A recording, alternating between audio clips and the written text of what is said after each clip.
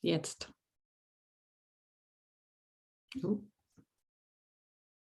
Warte. Ja, jetzt klappt's. Aber jetzt hat er das. Warte mal. Fuck. So.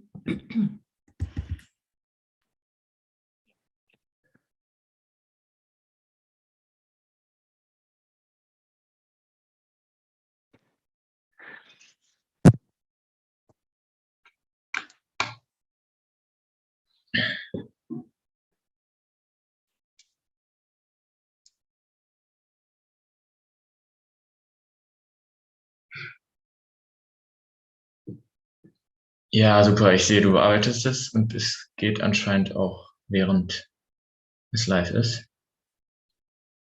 Top. Ja.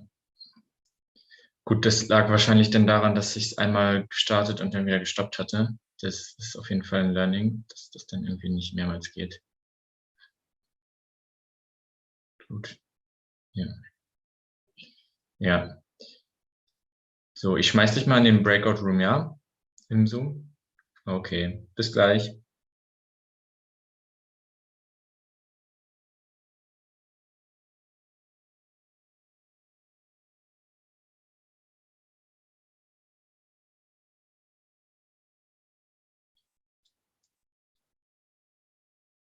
Okay, ach, du bist noch am Telefon?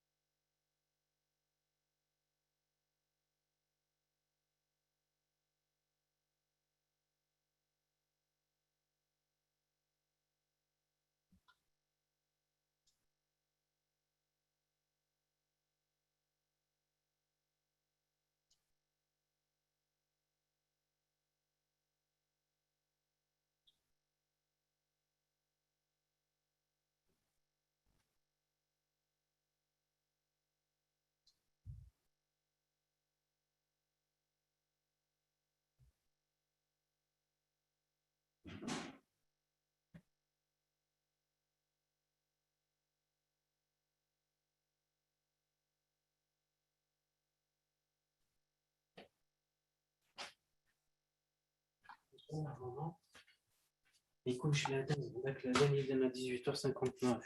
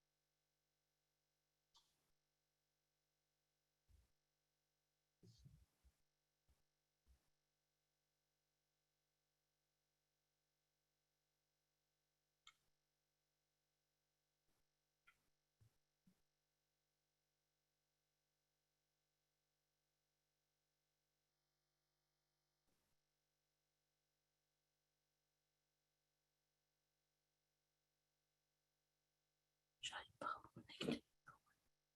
J'arrive pas. Je sais pas pourquoi.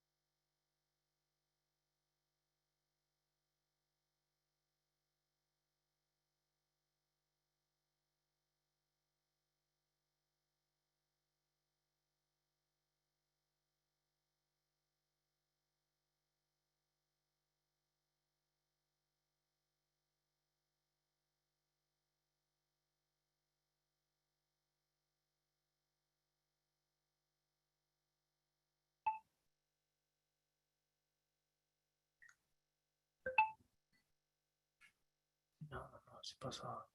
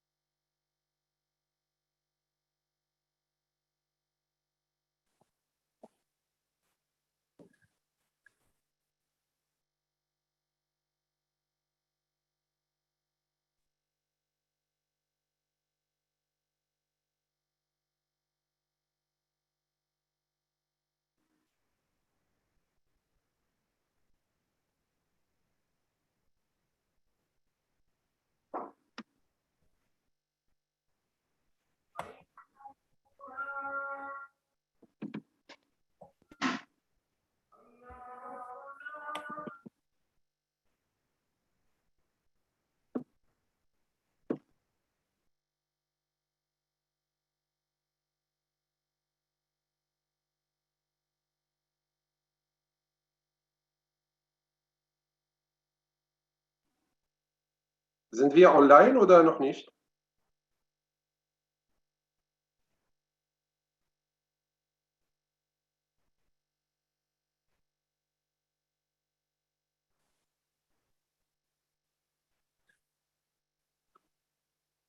Ja, schönen guten Abend, Ladies and Gentlemen, meine sehr verehrten Damen und Herren, Mesdames et Messieurs, Dames et Colaveros, very warm welcome in this cold winter evening and best wishes to the new year 2022. Thank you very much for joining us and for sharing with us this opening event of the second edition of our webinar series on green hydrogen. The webinars will be held as last year on a weekly basis on Wednesdays at 7 p.m. as today. So I would like to introduce Professor Bisbes. He is the Vice President of the University of Carthage.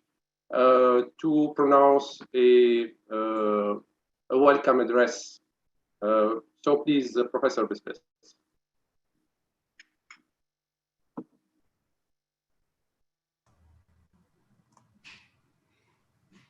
So, Professor Bisbes. Yes, please. Hello, everyone. I wish you a happy new year, full of joy and happiness, and above all, and good health in these difficult times of COVID-19. This event is made possible thanks to the collaboration of men who believe that the future is in the collaboration and the sharing knowledge for a better environment and the survival of our planet. Many thanks to Professor Martin Kalschmidt from the University of Hamburg and Mr. Shukri Azlouch from the Tunisian Order of Engineers. It is thanks to their conviction and their dedication that we managed to make this series of training a reality and perhaps even more interesting action in the future.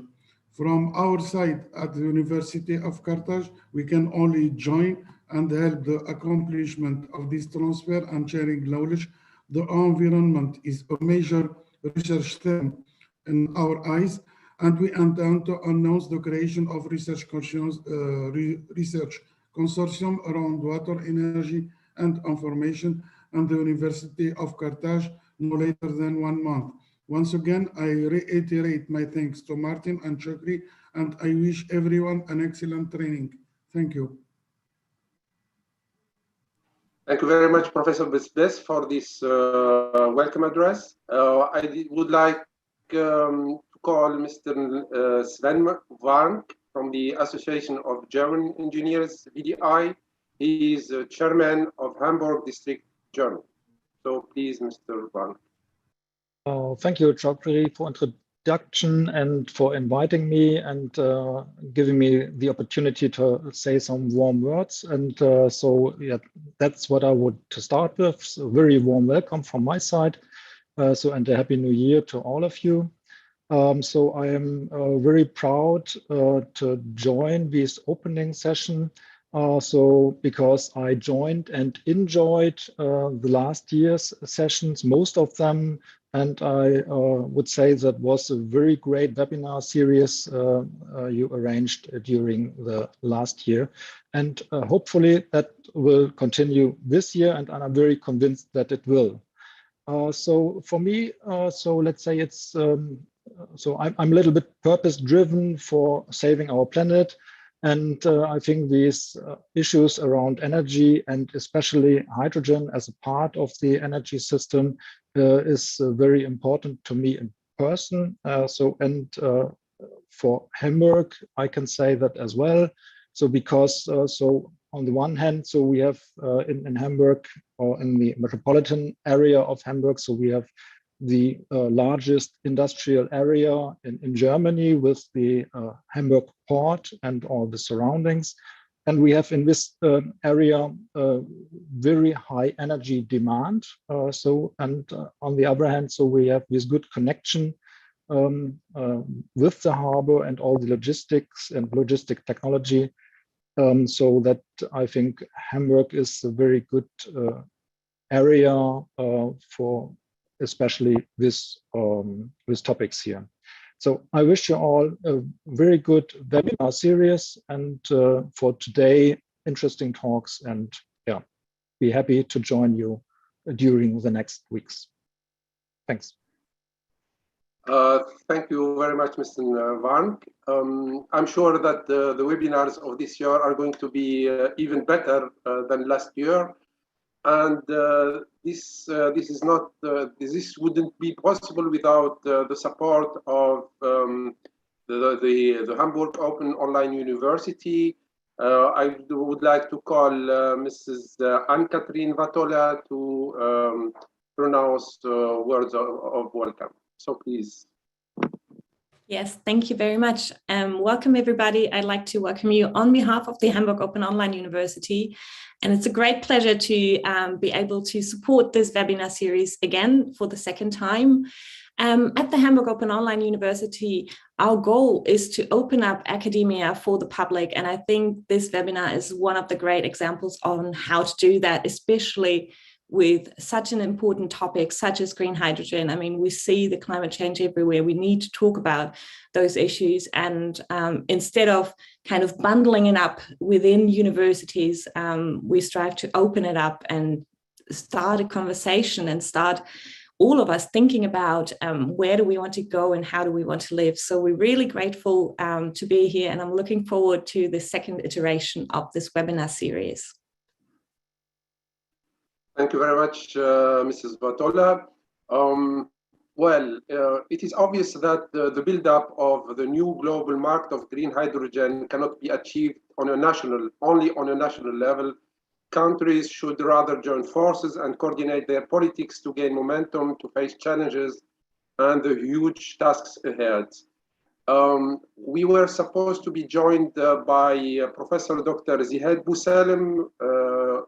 She is General Director of the Algerian National Environment Research Center.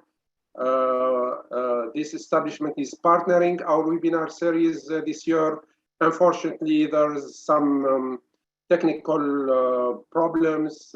She couldn't join us, but nevertheless, we value this partnership, and we are looking forward to enhance, let's say, the partnership between the countries in the region. As next, I would like to introduce Professor Martin Kaltschmidt. He's going to give us a lecture entitled Hydrogen in the Future Energy System, Possibilities and Constraints. Martin Kaltschmidt has been the head of the Institute of Environmental Technology and Energy Economics of the Hamburg University of Technology since 2006. He has more than 20 years of experience in the field of regenerative energy system and in the assessment of the related technical, economical, and ecological aspects. He has an impressive record from 2008 to 2010. He was the scientific director of the German Biomass Research Center, and from 2000 to 2008, he has been the managing director of the Institute for Energy and Environment in Leipzig, Germany. Of course, as an outstanding scientist, he has numerous publications in scientific journals, conference papers, and books in the field of bioenergy and sector coupling. Yes, just one phrase, he gained his degree in petroleum engineering from the Technical University of Clausthal and his PhD from University of Stuttgart. So, Martin, the floor, the mic, and the 20 next minutes are yours. So we are very excited about your lecture. Yeah, Shokri, thank you very much for this very kind introduction, ladies and gentlemen. It's also a great pleasure for me to welcome you, also on behalf of Hamburg University of Technology, which is also one of the, let's say, organizations supporting this webinar. As Shokri Aslush from the Tunisian Engineering Chamber said already, my goal now is to make a kind of introduction into the overall webinar series, and we titled this about hydrogen within the future energy system, possibility and constraints. Yeah, ladies and gentlemen, if we look on the development in the last 150 years on our globus, on our Earth, then we have seen that the CO2 emissions has strongly increased. So that means the anthropogenic CO2 emissions. We have seen that, let's say, in the 1850s, starting with the industrialization, we have seen that, let's say, more and more CO2 from anthropogenic sources has been, let's say, produced and, let's say, dumped into the atmosphere. And then we have seen that, let's say, before, let's say, the First World War in the 1920s and 30s, there has been on a relatively low level. And then, let's say, after 1950, after the Second World War is over and economic development has started in Europe and in other parts of this world, then we have seen that, let's say, there was a dramatic increase in the CO2 emissions. This was in the last years, in the 10s and 20 years of this, let's say, decade, especially true for China and for other countries where, let's say, Europe has decreased and also North America has been stable. But from that point of view, Asia and, let's say, especially China and India has shown a clearly increase in the anthropogenic greenhouse gas emissions. And today, we are emitting about 35 billion tons per year of CO2. When we compare this to the atmospheric CO2 concentration of the last 800,000 years, what you can see here, then you might recognize that there is ups and downs in the let's say, concentration, which can be measured easily from, let's say, ice cores of the ice shields in Greenland or in the Antarctic or in other areas of this world. And there we can understand there are some cycles, but these cycles are always in a range between, let's say, 170 and 300 ppm within the atmosphere. What is new in the last 100, 150 years is what you see here, that we have a significant increase, yeah, that the share of, let's say, CO2 in the atmosphere has increased significantly. And what you can see here is that in 2020, the average CO2 content has been 412.5 ppm.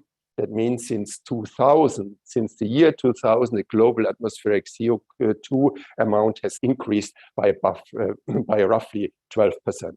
So this is a development which is completely new and which has never happened in this case in, let's say, recent years in history of this world, as far as we know so far.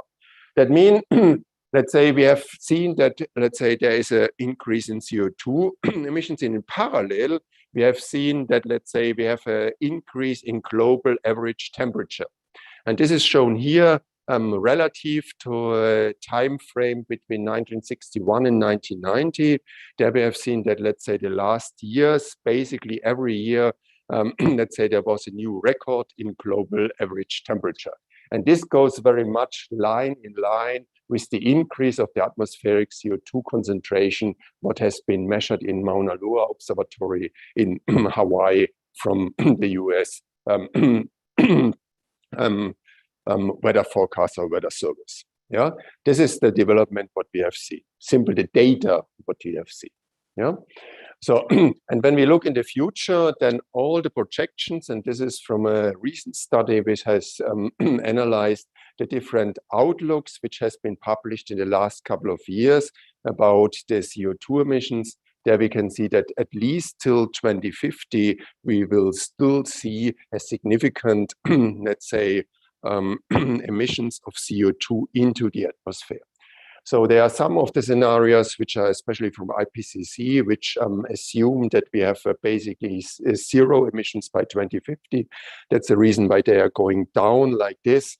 But most of the scenarios which are a little bit more realistic and are more done by industry, they assume that at least we have a, let's say, stabilize the CO2 emissions in the next 20 to 30 years.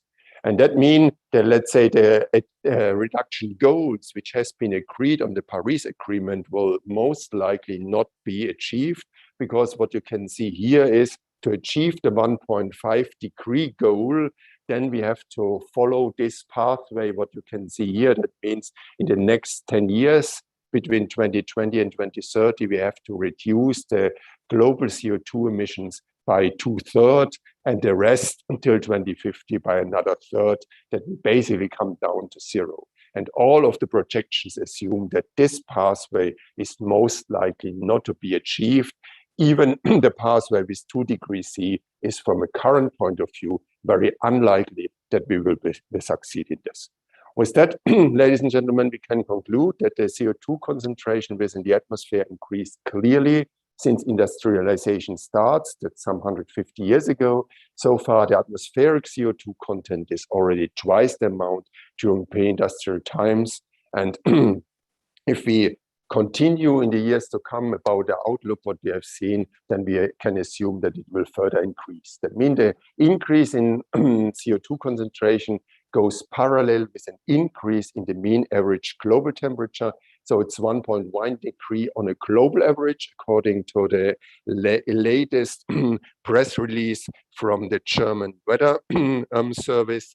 And on the German average, and this is something which is quite interesting, on the German average, it's 1.6 degree related to the average between 1961 and 1990. So in Germany, we have even a stronger increase in temperature compared to the global average. And the annual CO2 emissions will continue to stay on a high level. This is what we have seen, very impressive. Thus, most likely the CO2 concentration within the atmosphere will further increase in the years to come. At the moment, we have about 412.5, as you have seen from the data from the US American Weather Service, and this will increase by 2050 according to current projections to about 450 to 500 ppm. So there will most likely further increase. So now the question is, where does this CO2 emissions come from? And there you can see very impressive that basically 3/4, close to 75% is related from energy. So this is the use of fossil fuel energy, mainly, not only, but mainly. And then you can see the green part, this is agriculture, forestry, land use change. This is another close to 20%. Yeah? And then we have a little bit further effects from waste, like landfills. This is CO2 leakage from landfill gas, and from industry. This is partly the cement industry, for example. So, but nevertheless, close to 75% of these CO2 emissions is caused by energy use. And if you look about the global energy consumption, this is what you can see nicely here. Then basically the increase in CO2 emissions is more or less in line with the increase in fossil fuel use. And there we have seen that, let's say, coal has increased significantly, oil has increased, and natural gas also has increased. The last couple of years, we have seen that also the renewables has increased considerably. I will come back to this point in a minute, but the main bulk, the main part of the energy use is basically coming from fossil fuel energy, which is powering the world. If we look in the future, then we expect, and this is very impressive what you can see here, we expect that the energy demand will most likely not really decrease in the years to come. Even to the fact that, let's say, our industry becomes more energy efficient, that the transportation sector becomes more energy efficient, so the cars need less energy compared to 30, 40 years ago. And also other parts of our industry or of our society becomes more energy efficient. We see that, let's say, most likely the primary energy consumption at least stay on the same level. If we assume a linear trend extrapolation of the global energy demand, then we can see that between 2000 and 2050, we most likely might see that the primary energy demand doubles in this respect. Even if we assume that we have increased energy efficiency measures, then at least it's a 1.5 between 2000 and 2050. So we can conclude that the main anthropogenic source for additional fossil-based CO2 is the combustion of carbon, which is contained in fossil fuel, which is then further oxidized to CO2 to provide energy. And the global energy consumption has increased considerably in recent decades, and which is even more important, will continue to stay on a high level in the years to come. And hence energy efficiency measures might contribute to reduce the energy demand slightly, but most likely, to be honest in this respect, I have my doubts that we will see such a dramatic reduce. We have seen a reduce in the primary energy demand in 2020 due to the, let's say, global Corona or COVID-19 pandemic, but in 2021, even there was an increase, and most likely we will also see again an increase in 2022. So that means based on these developments, the greenhouse gas reduction goal of 1.5 degree will not be achieved by the year 2050 and beyond. So this is maybe a little bit pessimistic, but I think it's also quite likely. Thus, measures have to be taken to accelerate the current developments towards a much faster replacement of fossil fuel. So we must take more measures and increased measures and more stronger measures to defossilize our global energy system. And from that point of view, the question is, what options do we have? On one hand side, we have nuclear power, which is coming more in the discussion, at least in Europe. There we can state that we have a more or less mature technology, but we have a very long construction time. The average construction time of a nuclear power station today is roughly 10 to more than 10 years. For example, in Finland, they building now for more than 20 years and even longer. We have a high specific electricity generation cost. I mean, the power plant, nuclear power plant in Finland, the costs, as far as I know, are now more than 10 billion of, let's say, euros. So if you calculate this on the specific electricity generation costs, you are far beyond 10 euro cent per kilowatt hour. And of course, we have very high initial investments, which are only can be realized by strong economies. Basically, these are baseload power plants. There's little flexibility related to changing demand. So also from that point of view, there is a certain disadvantage. And of course, excuse me, the final disposal of the nuclear waste is not solved so far. At least, to my knowledge, there's no really solution for the time being. The risk of failure is there. It's a low probability. There's no doubt about that. But if there is a failure, then the damage might be with a substantial extent. That's the reason why you don't find any insurance company insuring nuclear powers on a global scale. And the intergenerational justice does not exist. Yeah, and additionally, this acceptance in the society is limited. From that point of view, and there you see a projections from the European, from the DNV, they expect that the nuclear power generation by region will stay on a global scale, more or less on the same level. So they don't expect that we have a significant increase in the share of nuclear power till 2050. The same result is also published by the US government, by the US administration. As you can see here, they also assume that nuclear stays on the same level. Yeah. So that means from nuclear, there is not really the big hope that they can contribute substantially to reduce greenhouse gas emissions. And then the question is, what else can we do? And this is, of course, the way to go for renewables. And there, as you might know, there are various options to use renewables. Some of them are already competitive compared to fossil fuel energy. And then you can see the development here on the bottom, which is again the European view. Then you can see that, let's say, we see that, let's say, biomass and hydro will, let's say, continue to be used in the years to come. So it will contribute to a higher share, but the increase is not so significant. But what you can see is that wind power and solar energy is expected to grow substantially in the years to come till 2050. Yeah, so they are on a very, very strong growth pathway. And this is also reflected when you look on the projections which are published by the US government. And there you can see that till 2050, related to the renewables, let's say more than 75% coming from solar and wind. So solar and wind will be the two options in the years to come, which will be most likely according to all of the projections. And this is also what you see if you look wider, not only about, let's say, Europe and the US, that you can see that all the projections assume that in the years to come, we will see that wind and solar will play a significant higher, more important role in the years to come to cover the electricity demand. And what you have to keep in mind is that, let's say, in the past, all projections underestimated the real development in the field of wind and solar.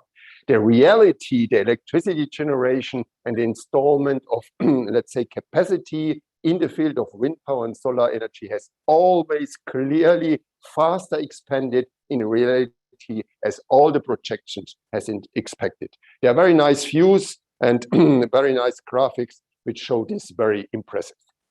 So, ladies and gentlemen, what is the reason for that? Yeah, the reason for that is that we have seen in the last 10 years for photovoltaic a significant cost drop or cost reduction. What you can see here between 2010 and 2019, we have seen the same also for offshore wind with a significant cost reduction and also for offshore wind.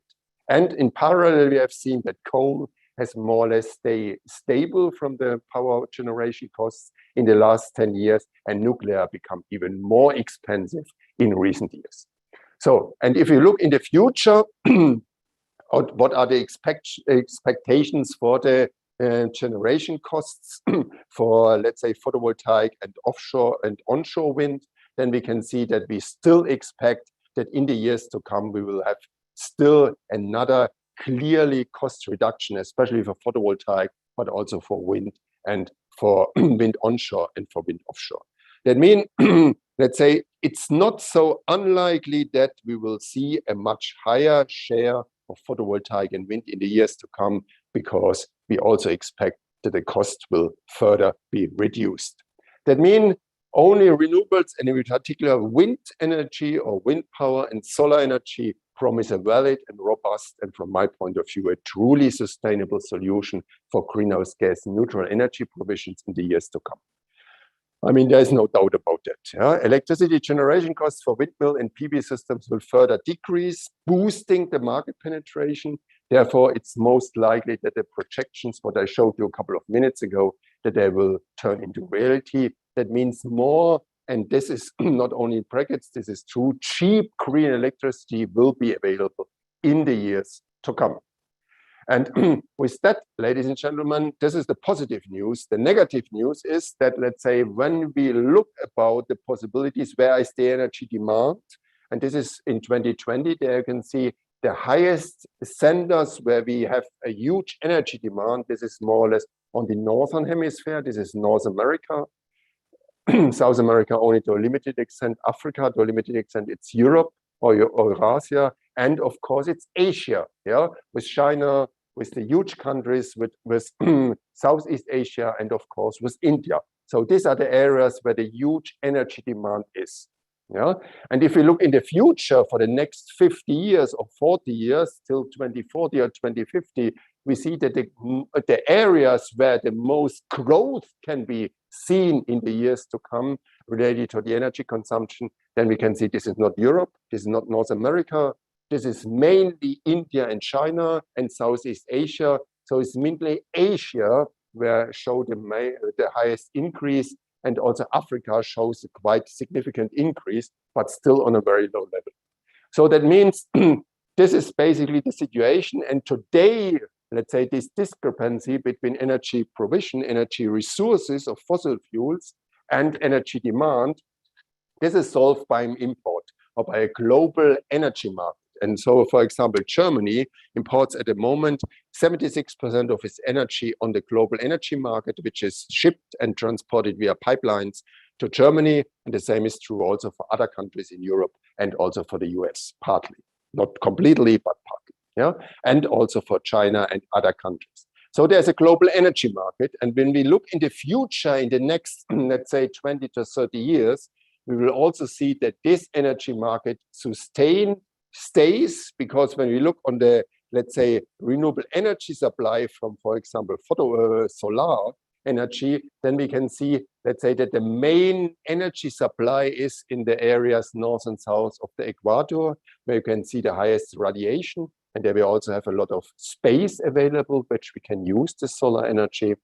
And the same is true when we look about wind energy. There you also can see that in some areas, there are very promising options to use wind energy, for example, here in Patagonia, in the south of South America, or here in Mauritania, in, let's say, in more or less North Africa or West Africa or in between. Yeah, so that means this discrepancy is what we have seen in the past, where the fossil fuel is more or less in, for example, here in Middle East, yeah, and shipped to Europe or shipped to other countries like China. We also can see that these discrepancies will stay also in the years to come. Then the question is how we can transport this green electricity from these areas to Europe or to other countries. And then one possibility would be to transport this via long-distance electricity transport. And then, ladies and gentlemen, we must state that this is quite challenging. Yeah? This is inflexible. This is, let's say, limited capacity of individual power lines. We have very high investments for long-distance connections. We have, let's say, unavoidable losses to increase with distance, which are quite substantial. We have overseas transport is barely possible. We can, of course, we can build, let's say, subsea lines, but this is quite expensive. So this is not very likely that this will happen. And of course, we have also a substantial visual impact, and therefore we most likely would have some acceptance problems. Yeah. So therefore, we expect that, let's say, yes, we can transport part of the electricity via power lines, but this will not be the solution. So therefore, we can conclude that we have unexploited potentials for the use of wind power and solar energy. These are huge. I mean, there's no doubt about that, but they are not necessarily current with the given energy demand centers in terms of location. So international power lines can help to overcome these discrepancies only to a limited extent. So due to considerable techno-economic constraints and partly simple too long distances. And therefore the question is what we can do. Yeah? And to make the problem even more challenging, ladies and gentlemen, mesdames et messieurs, senores and senoritas, meine Damen, meine Herren, yeah, we have to keep in mind that, let's say, wind power and solar energy is characterized by very strong fluctuations. Yeah, this is where you can see, for example, for a location in Germany, the, let's say, yearly average solar radiation, where you can see that it fluctuates quite strongly on a daily basis, on an hourly basis, even on a minute basis. Yeah? So therefore, we have these nice curves, what you know very well. This is the red one is the direct radiation, and the blue one is the diffuse radiation, which sums up. And this is a beautiful day where the sun is shining here at Hamburg, at our measurement place here at Hamburg University of Technology. The same is basically true for wind. What is the positive news is that, let's say, for wind, typically the highest wind supply is in wintertime. In summer, it's less. And for solar, it's the other way around. So both of them, let's say, add up to each other in average, but not necessarily at a certain point. Yeah. And there you can see that, let's say, if you measure the wind, then you have also very strong fluctuations. So this is quite a challenge, and we have to overcome this challenge. That means that electricity generation from wind and solar is characterized by strong fluctuations due to the nature of the primary energy supply being not necessarily in line with the energy demanded by the customer. And that means, ladies and gentlemen, to pave the road towards increasingly higher shares of wind power and solar energy within the overall energy system, we need an efficient storage options, and in parallel, we need a tradable and easy convertible secondary energy carrier provided from green electricity. This is the goal, what we need. This is the challenge, what we have to face. And this is the problem, what we have to solve in the years to come to allow for this growth of wind power and solar energy for global defossilization of our energy system. And then the question comes, or the idea pops up, is hydrogen the solution? Is hydrogen the silver bullet? Is hydrogen this possibility which can solve this problem? And there we can see that hydrogen can be produced easily with basically zero emissions from water, also from seawater, if we, let's say, salinize it with existing technologies and green electricity by electrolysis. So this works quite nicely. Then we do have, let's say, it's gaseous under standard conditions. It becomes liquid at minus 253 degrees and solid at 259 degrees. It is colorless and odorless as a gas, and it has very high gravimetric and energy density, but a very low volumetric energy density. And it can be stored in large quantity over long periods of time. So this is no problem at all. It can be transported over long distances in a variety of ways, in pipelines, as a liquid in ships. It can be used in fuel cells for decentralized, highly efficient generation of electricity and for CHP. It can be burned to generate thermal energy. And it can be further processed into a variety of green downstream products like methanol, ammonia, PDL fuels, and other options.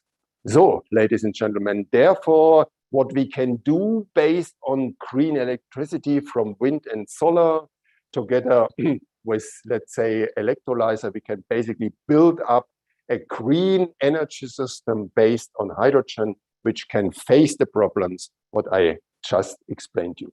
And such an, let's say, energy system based on hydrogen, this is what will be more deeply and more extended explained by Lucas Sens, who is the next presenter. So therefore, hydrogen opens the door to build up fully renewable and thus sustainable energy system in the years to come.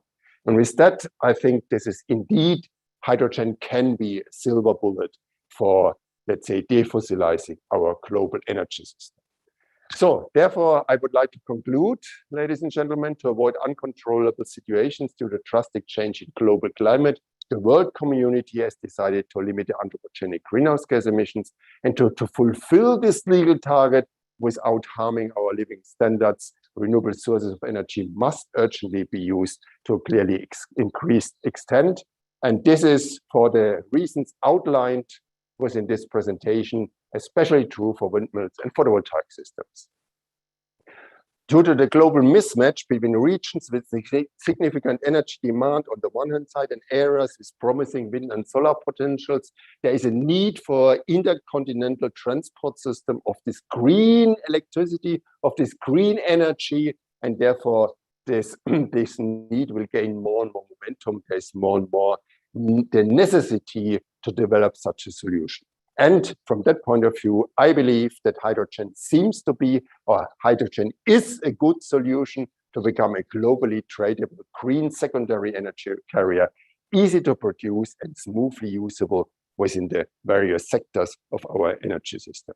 From that point of view, I think hydrogen might have the potential, or hydrogen has the potential to become the crude oil of the 21st century and to power a greenhouse gas neutral and truly sustainable global energy system in the years to come. With that, I would like to terminate my presentation. I would like to thank you very much for your listening to my bad German English. And if there are any questions, comments, or remarks, I'm very happy to deal with them when, let's say, we have the chance later on. Thank you very much.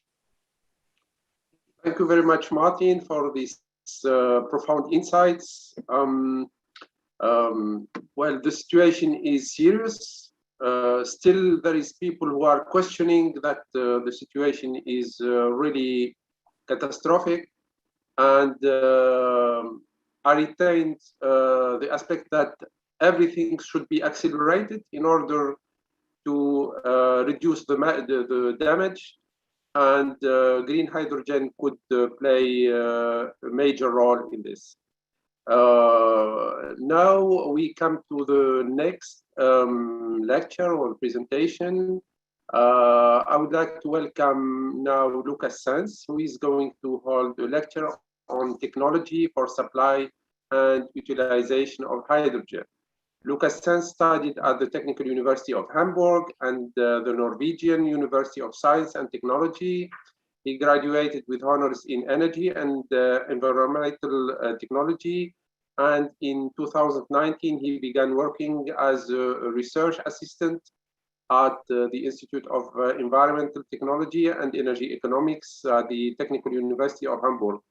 In his research, he deals with detailed evaluation of green hydrogen supply chain, including the optimized hydrogen production through the use of fluctuating renewable energies. In the past 2 years, he has carried out 5 external studies on his topic, in order to identify the cheapest hydrogen supply chains. And he is currently working on the evaluation of liquid hydrogen supply chain for the aviation industry. So a very warm welcome to Lucas Sanz, and we are very much interested in his presentation. So please, Lucas, the floor is yours. Yes, thank you very much, Mr. Asloy. And yeah, also a warm welcome from my side, and also a special thanks to you, Martin, for giving me the opportunity today to give a presentation here about the technologies for the supply and utilization of green hydrogen. And yes, as I was introduced, I focused mainly on the optimized hydrogen production based on renewable energy, and then also on the supply chain, so on the transportation to the final consumption location. And also, like this kind of topics, I want to talk about today in the second part of the presentation. And as we learned in the first part from Professor Martin Kaltschmidt, hydrogen can be the silver bullet for the energy transition, but also we might have some challenges to transport like this high quantities of energies from one place to the other place. And this just leads us to the first slide of my presentation. And you can see it here, like the background is that if we want to use hydrogen in the future energy system, there are different options how we can transport this kind of large quantities of energies from one area to the other area. And here on this slide, you can see like different options which are heavily discussed. And the first one, for example, here is like compressed gaseous hydrogen transported per pipeline or per truck, for example. Here, the European background study is like a very famous example. Another option which is discussed, especially for the transportation over sea per ships, is liquefied hydrogen. And here we have a higher energy density, and we can transport the hydrogen as a pure element to our consumption ports. Then other options, they are not dealing anymore about the pure hydrogen, but they are, for example, liquid organic hydrogen carriers are another concept where we can bind the pure hydrogen on these kind of organic carriers, and then we can transport this kind of hydrogen bounded in the liquid organic hydrogen carriers over like conventional infrastructure. Because the characteristics are more or less like crude oil. And other options, for example, are also like methanol, which has similar characteristics. Here we don't have like the organic hydrogen carrier, but we have CO2, which we combine with hydrogen to methanol. And then later on we can dehydrogenate again the hydrogen from the methanol. But last but not least is also ammonia is another option. Here we're using nitrogen and combine it with hydrogen to ammonia. Then we can transport the ammonia in the given infrastructure, and in the end, we can crack the ammonia and use the pure hydrogen again. So, and these are the main 5 options which are discussed heavily right now. And I want to talk a little more about these kind of options. And later on, I want to quantify the costs, the hydrogen supply costs, using this kind of different carrier technologies. And in the end, we can assess them and see which one has the highest or the lowest costs. So for about the background, now you can see the next slide. It's not working now, it's working. Now you can see the outline from my presentation. So first of all, I want to talk about the conditioning options I just introduced right now. And second one, I just want to define some hydrogen supply chains. And then based on these defined hydrogen supply chains, I want to present you our results of an economic assessment of these kind of supply chains. And in the end, I want to shortly dive in possibilities of the utilization of pure hydrogen. So good. And now the first part are the conditional options. And here you can see like the figure where we have like the different conditioned hydrogen options. And I would like to start with the short explanation of the figure. So you can see on the y-axis the volumetric energy density, and on the x-axis the gravimetric energy density. And the first one is like the compressed gaseous hydrogen. And here you can see that the gravimetric energy is kind of high. Okay, that was a little bit too quick. Now again, that the gravimetric energy density is kind of high, but the volumetric energy density, even if it's compressed until 700 bar, is relatively low. And so with this, the pros are like we have a low energy demand for the conditioning because we just need a compression. And we have a high purity of the hydrogen because it's already in the state of matter as we need it later on as an energy carrier. And the contrasts are like in this case, as I said, the low volumetric energy density. And also we don't have this kind of global infrastructure right now. We just have like little local infrastructures, but not a global infrastructure. So it would need some time to get this kind of system running. Then the next option is the liquid hydrogen. Here, hydrogen is liquefied. As Martin Kaltschmidt said, we need temperatures around minus 253 degrees. And this comes along like with a very, very high energy demand for the liquefaction. And this is also one drawback. We need a lot of energy to condition on for the condition of our hydrogen, in this case, to liquefy them. And also with this kind of low temperatures, boil-off losses come hand in hand because if like our hydrogen and the storage gets heated up a little bit more, it will evaporate. And when too much hydrogen is evaporating, we're going to have a very, very high pressure in our tank, and at the end it would burst. And we don't want to have this. So we need from time to time, we need to boil off some steam there. And another drawback is the missing global infrastructure also for liquid hydrogen. However, we also have some kind of strong pros. And here it's the high volumetric energy density. And also in addition, we have a high purity because we are transporting it as pure hydrogen. And we also have a very low reconditioning effort because if we want to have gaseous hydrogen in the end, and we have liquid hydrogen, we just need to heat it up a little bit, and there are no further costs for that. And this is, for example, very, very important for the organic hydrogen carriers, but also for ammonia and methanol I want to introduce to you right now. So here you can see the liquid organic hydrogen carriers, which are also heavily discussed in the literature. And their pros are that they're easy to handle in the given infrastructure because their characteristic, they are like oil with what we are transporting also right now. And furthermore, it's not flammable and it's not explosive. And that's a very, very big advantage in comparison to pure hydrogen. So we can use it maybe more in dense areas, these kind of transportation technologies. The drawbacks here are the very high energy demand for the dehydrogenation. So in the end, if I want to have a pure hydrogen out of the molecule again, we need to put in like 40% or 30 to 40% of the energy which is into the hydrogen as additional heat just to crack up the balance between the hydrogen and the carrier. And of course, as Martin Kaltschmidt explained, we want to import renewable energy from region where this energy is very cheap to regions where the energy costs are more or less high. And if we need to put like 30 to 30% of the energy in addition in the region where the costs are kind of high for the energy, this is also has a very big cost influence we can see later on. And furthermore, the costs for the carrier material are also kind of high. And therefore, for very long distance transportations, the costs are also like from major importance. Similar to the concept of the liquid organic hydrogen carriers, we also have methanol, but the difference here is that we are not running the carrier in a circle, but we're taking the CO2, it must be green CO2, for example, from the air, then we bind it with hydrogen and then transport it to the consumption area, and then we just blow the CO2 up in the air. So, and also with methanol, we know methanol, we can transport it, so it's an easy handling in the given infrastructure.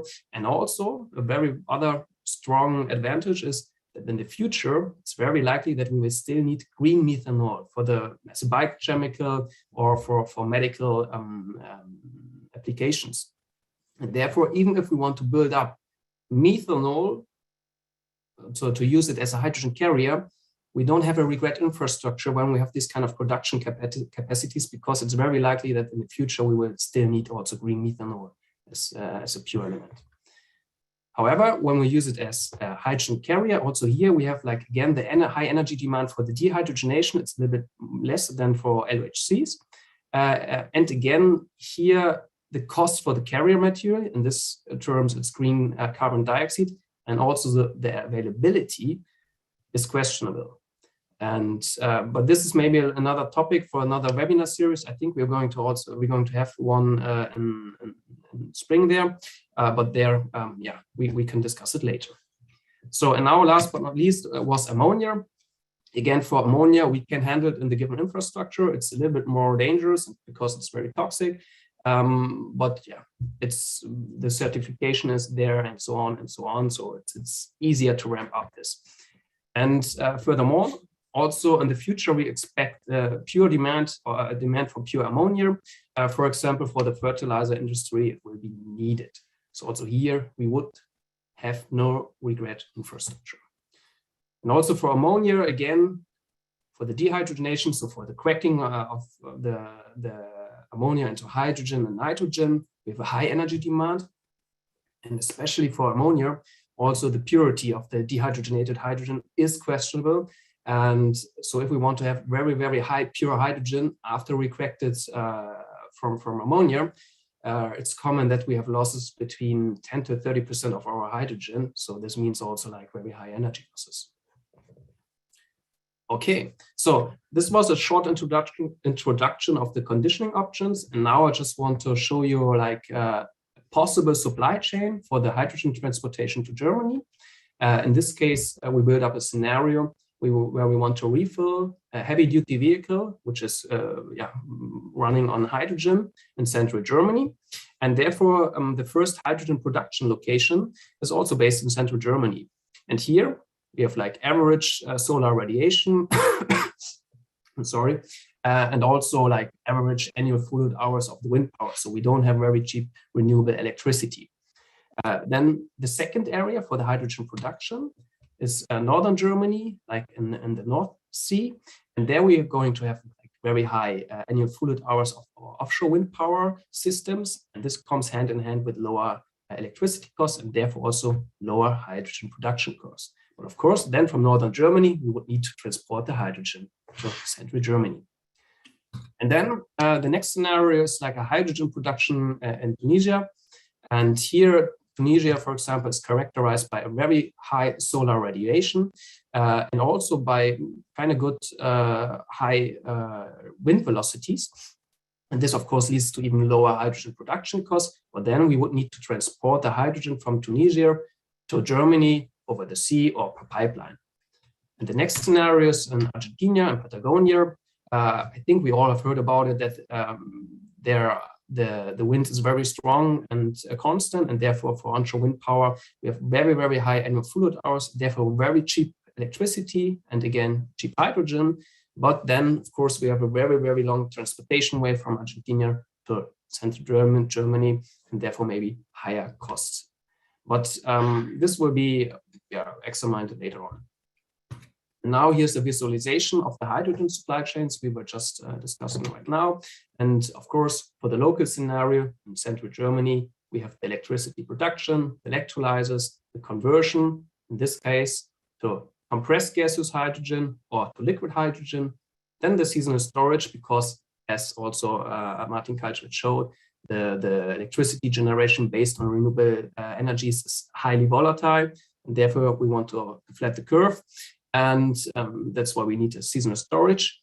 And in the end, of course, we also have the filling station. And here we consider like the compressed gaseous hydrogen filling of the truck and also the liquid hydrogen filling of the truck, because like different truck manufacturers have different concepts running on gaseous hydrogen, but also on liquid hydrogen. Then the next supply chain is the national supply chain. The national supply chain was the hydrogen production centralized in the North Sea. And then, of course, when we produce it there, we will need to transport it to our consumption location. And there especially, we also consider the liquid organic hydrogen carriers, the methanol and the ammonia. So we need a conversion unit to one of this kind of conditioned hydrogen options. Also here, we consider compressed gaseous hydrogen and liquid hydrogen. Then the seasonal storage, then the distribution per pipeline, if we consider gaseous hydrogen, or per truck, if we consider the other liquid options. And then in the end, for example, if we want to fill our truck with hydrogen again, what we have, like, let's say, liquid organic hydrogen carriers at our filling station, we need to have the reconversion. So we need to crack the bindings, have the pure hydrogen, and then compress them before we can fill it into the truck. And last but not least is the supply chain of the import scenarios from Tunisia and Argentina. It's very similar to the scenario of the national centralized production. However, here we also need to consider the import per pipeline or per ship. So far, so good. Now we have defined our different examples for hydrogen supply chains. Now I just want to have a quick view with you on the assessment approach we used. So in general, we always did a tank. Now I have like a sound here in the chat. Is the question or? Okay. Maybe not. Okay, I will continue. So in general, the analysis we're going to show right now is always a well-to-tank analysis. So we consider all the energy inputs and all the costs from the hydrogen production, and before also from the electricity production, up to the point where the hydrogen is filled into the tank. And to do so, like for the cost, we are using the annuity method. And like some important remarks are that the depreciation time always equals the technology lifetime. And furthermore, the interest rate, in this case, the weighted average cost of capital was set to 6%. We can also calculate with lower values, for example, then we would also achieve lower costs. But yeah, because we have a high risk, we also took like kind of high average cost of capital. And now, if we're just doing all the calculations, we will get the results. And I just want to show you one example before I just show you the whole results. And here it is. And as you can see, this is like a figure where we can see the hydrogen supply costs for a 700 bar gaseous hydrogen filling in the year 2030.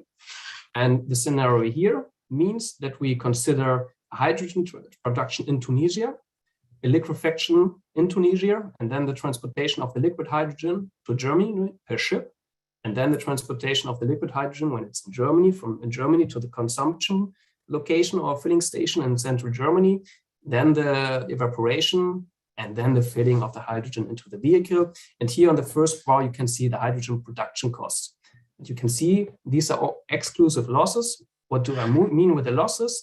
You can see the losses here. For example, if we transport hydrogen as liquid hydrogen, as I said before, we have boil-off losses. So if we want to provide like 1 kilogram hydrogen in Germany, we need to produce 1.1 kilogram hydrogen in Tunisia because we have boil-off losses in the supply chain. And this is shown by this kind of figure. And then after the hydrogen is produced, we also need to consider all the storages we need for constant hydrogen supply, which are shown here, the cost. And after the storage, also we need to consider the conversion. In this case, it's the liquefaction, especially of the hydrogen. And we are here. You can see kind of high cost because it's a very liquefactions are very expensive and also need a lot of electricity. And furthermore, here you can see the specification exclusive the carrier. For liquid hydrogen, we don't need the carrier, but for example, for LOHCs, we also need the carrier. And there, further figure, you can see also like the cost only for the carrier. And now, after the hydrogen is liquefied, also we need to consider the cryo pumps because the liquid needs to be pumped from one storage, for example, to the ship, then from the ship to another storage, and then to the truck. And these costs are shown here. Furthermore, as I also said, the transportation also need to be considered, which is shown here by this bar. And yeah, this is mainly the import and the truck transportation. And then also the reconversion is also needs to be considered. But as I said earlier, like the evaporation of liquid hydrogen, it's not even visible here, the cost. And we also don't need any heat. Therefore, the cost for heat is not shown here either. And then in the end, we need to dispense our hydrogen, which was produced in Tunisia, to the vehicle. And these are the costs for the dispensing station. And now you can see, like for this kind of example, the total supply cost from well to tank for such an example. And now these have been the values for the baseline scenario. We can also consider like progressive, conservative scenarios. Then we have like higher cost or lower cost. For example, if we're just calculating with progressive values, then we can also reach values in the magnitude of €5, and not in this case as like €7. And also we can estimate the efficiency. You can see it's roughly for this scenario about 50%. And then we have done this for all the other scenarios too. And then this will lead to this kind of figure. And you can see that for the different options, we have different costs. And maybe I'm going to use the laser pointer short here, and hope you can see it. Like this kind of areas are always marked by a compressed gaseous hydrogen supply chain, this area by a liquid hydrogen supply chain, this for the liquid organic hydrogen carrier, here methanol, and here ammonia. Here you can see the different transportation options we consider, and here you can see the different hydrogen production areas we considered. And now maybe for a webinar, this graphic is a little bit too complicated. But you will get the slides later on, and we can also discuss it in the questionnaire. But the simplification of the figure can be found here. And here you can see that if we want to fill our vehicle with gaseous hydrogen, that also always gaseous hydrogen supply chains show the lowest cost, especially if we are using a pipeline network. Then we have like costs around €5. But also for truck delivery, we have just cost in the magnitude of €6, similar to the liquid hydrogen. But here it's obvious that it's the best option to supply and transport our hydrogen as we demand later on. So like for LOHCs, methanol, and ammonia, we have higher costs than for compressed gaseous hydrogen, if we need also compressed gaseous hydrogen. And like a very similar pattern can be also seen for liquid hydrogen supply. So if you want to fill liquid hydrogen at our filling station, we also did like this kind of analysis.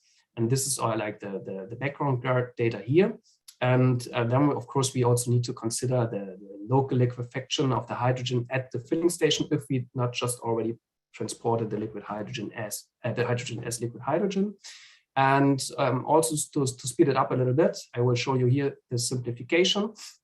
And here we can see, so now if we need liquid hydrogen, also liquid hydrogen transport supply chains have the lowest cost. Means it's also here the best option if we need liquid hydrogen to liquefy the hydrogen at the production space where we also produce our hydrogen, because there the electricity costs are very low, and then transport it as liquid hydrogen and don't transport it as LOHC or methanol or ammonia.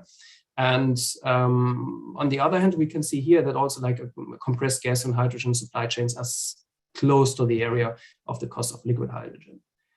Okay, so far so good to the economic assessment. Of course, there are always specific situations where another conditioned hydrogen option like methanol or LHC can be beneficial. But in general, this is a very robust trend from our point of view. And now when we have transported the hydrogen, we are coming to the utilization. And here you can see an outview from the International Energy Agency. And when we take a closer look at the net zero emission scenario by 2050, we can see that especially for the industry, for the transport, and for the power sector, we need like pure hydrogen. So if we need hydrogen for syn fuels, for example, or for ammonia as a fuel, we don't need to transport the hydrogen, but then we're going to transport the syn fuel already. It's very likely. But for these kind of areas, we will need pure hydrogen. And I just want to show you, from our point of view, the most promising application using pure hydrogen in the future. And this leads us to heavy-duty vehicle trucks. If we compare like hydrogen trucks to battery trucks, for hydrogen trucks, we have a faster refueling times and therefore also fewer downtimes. Furthermore, our energy storage is way lighter than for batteries, and therefore it also enables us to transport a higher payload. And in addition, the higher energy density of our storage also offers us longer ranges, and therefore like hydrogen, pure hydrogen in trucks seems to be very promising if we have like multi-day difficult to plan long haul transportation. And there are different concepts. For example, Daimler, they're focusing on the liquid hydrogen trucks. And Hyundai, you can see it here on the right, a picture, they are focusing more on compressed gaseous hydrogen-driven trucks. Then another option is, for example, aviation and the shipping sector. Here you can see on the left side the zero-E concept from Airbus. We're also going to have like one webinar series held by a person from Airbus, and there you will get more information on the zero-E program. And yeah, but also like ships, as I said. And what is the advantage for hydrogen, for the pure use of hydrogen in these kind of vessels? Here in this case, in comparison to PTL fuels. And first of all, we have a higher efficiency if we're using hydrogen than using PTH fuels. And also we have lower costs, lower supply costs if we're using hydrogen than PTL fuels in this kind of applications. And furthermore, for example, if we're taking a closer look into aviation, the reduction of the global warming potential is higher if we're using green hydrogen in airplanes than, for example, PTL fuels, because if we emit CO2 in very, very high heights, the effect, the global warming potential effect is way higher. So even if we're using green CO2, there's still a significant global warming potential. However, also for these kind of applications, the energy density of hydrogen might be not sufficient for long distance transportation. So therefore, we assume that in the future, it will be very promising, especially for short to mid-range airplanes and vessels. Yes, and now this is the last slide. And here you can see that also we identified steel and the electricity generation as very promising pure hydrogen applications. For steel, here's the example for direct iron reduction. And there are several analyses which identified here hydrogen just as the lowest cost decarbonization option. And also like for the re-electrification, as Martin Kalschmidt explained very nicely, we can use hydrogen as a secondary energy storage carrier to store the energy. And then later on, for example, if we have a dark doldrum, then we can re-electrify the hydrogen. So we can use the hydrogen to produce electricity again. And this would also enable an uninterruptible power supply based on 100% renewable energies. And yeah, this have been so far my last words of the presentation. And I would like to thank you very much for your attention. And I think now we're going to proceed with the question round. Thank you very much.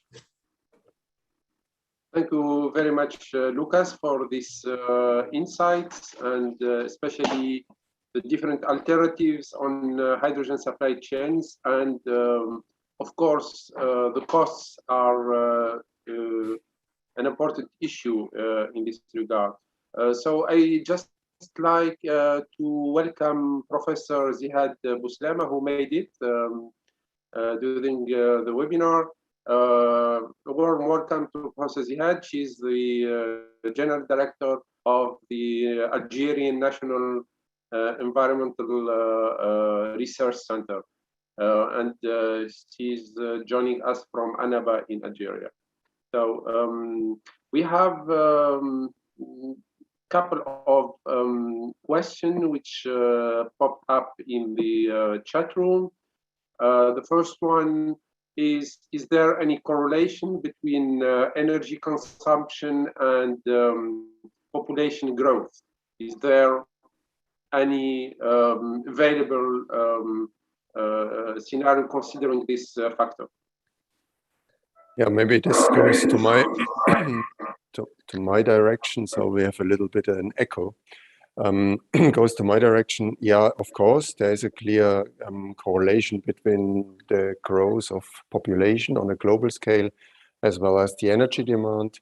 But what we have seen in the last, let's say, decades is that the energy growth or the increase in energy demand is much faster than the population growth. So this is not linear.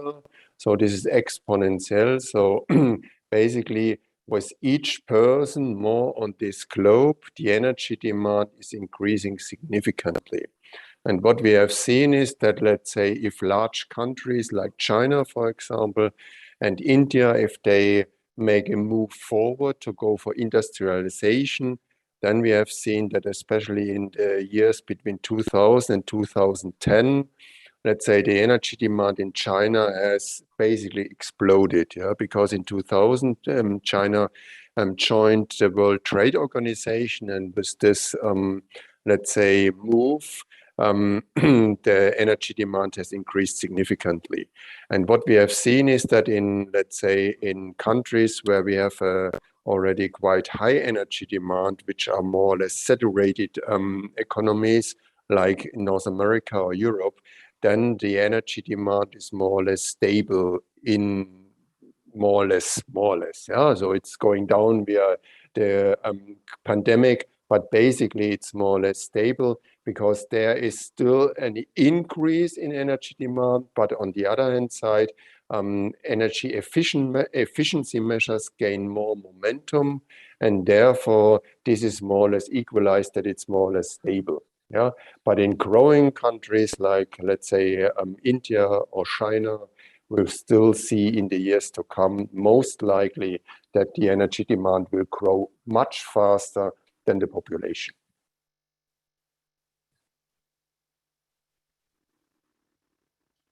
Okay, thank you very much. Next question.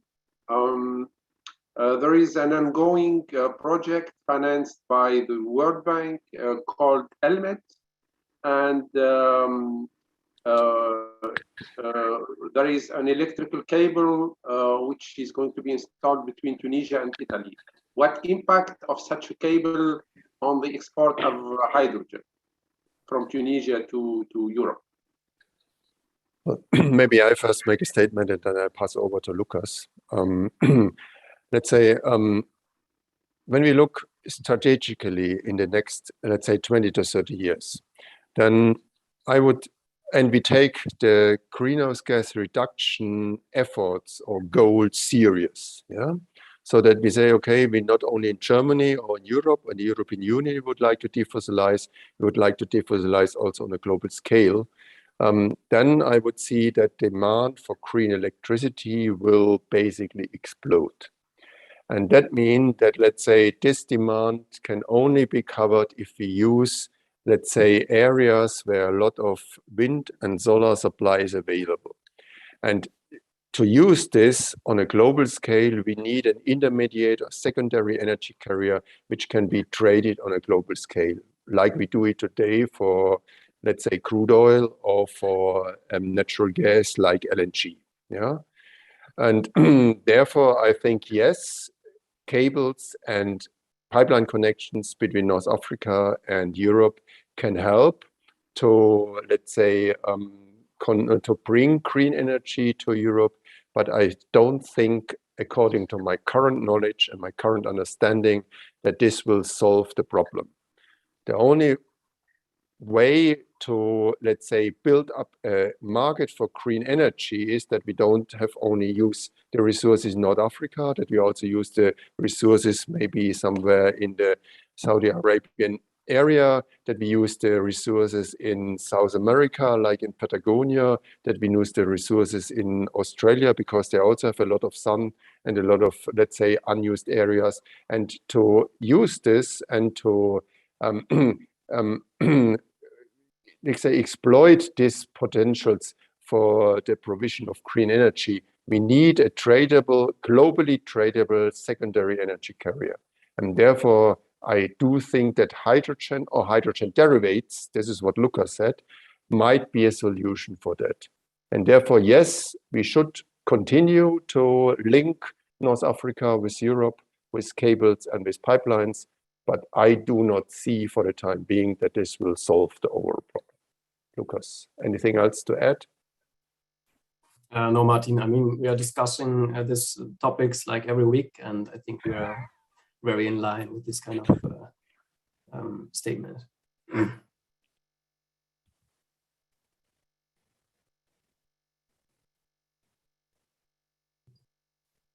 Okay, thank you. Speaking about derivatives, what about the toxic properties of ammonia and its use in metropolitan areas. Lucas. Yeah, from my point of view, like ammonia, we are not going to use ammonia in metropolitan areas in a large scale. And also we had some discussions with the city of Hamburg, and due to safety reasons, we don't think that it will be used in a big scale in high density population areas. Well, maybe to add to this, for me, so far, it's not fully clear how we can transport hydrogen on the best way between the different, on a medium to long distance. Yeah, what Lucas said is if you use liquid hydrogen, then this is for sure the best solution. But in a lot of cases, we also need gaseous hydrogen. Yeah. And from that point of view, the question is, what will be the best solution? And ammonia is one solution. Methanol is another solution. Fischer-Tropsch intermediate or Fischer-Tropsch crude is also one solution. And there are even more. And the years to come will see what are the best options, what we can do. My personal opinion about is that, let's say, most likely it will be a liquid, because liquids can more easily transport it. And from my point of view, according to my current knowledge and my current understanding, there are a lot of good reasons to go for methanol because of this toxic argument, what just has been, let's say, mentioned. But this is still a few in a crystal bowl. Yeah? So this is not really justified from a scientific point of view. This is maybe also kind of feeling which are coming up with that. Yes. Speaking about methanol and green methanol, there is a question or remark stating that green methanol is the Swiss army knife for chemical industry, including the refineries, for carbon neutral fuels, for transport, and so on. And what does it take to turn 270 million cars in EU roads carbon neutral with methanol, especially? Well, maybe I first make a statement about that, and I will pass over to Lucas. I mean, that's right. I fully agree to this. The challenge is simple, that at places where we can produce a lot of, let's say, cheap electricity, like in North Africa, we have mostly a problem on one hand side with water. This can be solved, that we can transport from inland electricity with power lines to the coast, and there we can use seawater for hydrogen production. So there is a solution for that. But in this case, in these countries, in most cases, we don't have enough CO2, because if we would like to remove the CO2 from ambient air, then this is technically feasible. This is like the motto of our university, technisch ist das möglich, yeah? But it is very energy consuming. And from that point of view, the question is this really then the best way? And therefore, I think also, from my point of view, not very unlikely scenario is that, let's say, we will see a market in the years to come, a global market for green CO2. Because in other countries, like, for example, in Brazil, where they produce a lot of ethanol, I mean, there is biogenic CO2 in surplus, yeah, which is very cheap available. And then we can transport this to other countries. And if something like this will build up, then I think methanol can be a very good solution. I do see for methanol, as I said, to sum up, the bottleneck to provide, let's say, CO2 in sufficient amounts to low costs. Lucas. Yes, I'm also expecting a bottleneck for green CO2. And maybe just to add up, like for the light duty vehicles, like for personal transportation and cars, I would not expect like the use of methanol there. I think it will be mainly a direct electrification, because it's just the cheapest and best option. But of course, like methanol as a biochemical, I would expect that also still need it in the future. But I don't think that we will use methanol as a hydrogen carrier to provide pure hydrogen, and neither like in a big scale as a fuel for cars or trucks. I don't expect that, because it's then just too expensive, and we need the expensive or the rare green methanol and the green CO2, especially as a biochemical. Okay, thank you. Another interesting question. If the cost of hydrogen transportation is so high compared to the cost of hydrogen production, could we expect in the future population migration towards the world areas closer to energy production areas?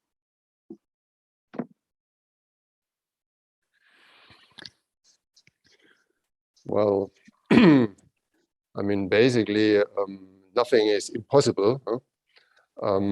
But I would not, from my current point of view, I would not expect this, because where we have very favorable conditions for solar and wind, I mean, when you go to Patagonia, there is only the wind blowing. That's the reason why nobody lives there. And if you go in the desert, then you have a lot of sun, but there's good reasons that nobody lives there. And from that point of view, I don't see this. I would expect that, let's say, people stay in places where the living conditions are quite moderate, where they can live in good conditions, and we will transport the energy from the place where we can provide them very cheap. This is what I would expect. Okay, thank you. Another question, taking into the account the growth of coal demand in Southeast Asia, could hydrogen replace coal in its uses in this region? Well, if it can, I mean, technically, hydrogen. Yes. Yeah, technically, yes. I mean, economically, this is the question if this will happen in the next couple of years. But if I understood it right, then even the Chinese government decided to become greenhouse gas neutral by 2060. Yeah, this is at least what they publish. And if I ask my colleagues from the universities in China, where, let's say, we have indeed some contacts to them, they say, well, in the past, always the plan has been fulfilled, maybe not in the year as it is planned, but it has been fulfilled. So there's good reasons that, let's say, most likely China will phase out, let's say, coal, and will phase out also fossil fuel energy. And to substitute this, because, I mean, they are also quite highly industrialized for the time being, then they have to find another solution. And I guess that they will then import, let's say, hydrogen, for example, from Australia and from other countries, because there is a lot of sunlight and a lot of space available. From that point of view, I'm very much, let's say, I think this could be a solution, yes.